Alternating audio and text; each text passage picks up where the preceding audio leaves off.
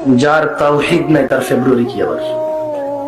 যার ভিতরে ঈমান নেই তার কিসের বেনামাজি?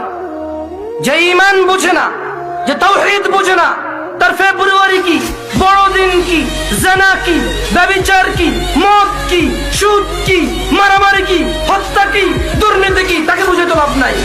মনে রাখবেন, 14ই ফেব্রুয়ারি থেকে নিষেধ করে লাভ নেই। কারণ 14ই ফেব্রুয়ারি ওই সকল মানুষ যায় যারা তাদের রবকে বোঝেনি।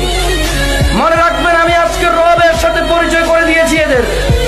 এরা যদি মনে করে 14ই ফেব্রুয়ারি যাবে আর ওদের মৃত্যু হবে ওই অবস্থায়, আর তাদের কোনো ওলি মুর্শিদ আছে যে তাদের কবরে যাবে 14ই ফেব্রুয়ারির ওই ও নষ্টাপনা, নোংরা অশ্লীলতার ওখানে গিয়ে তাদের কবরে গিয়ে কেউ তাদের রক্ষা করবে?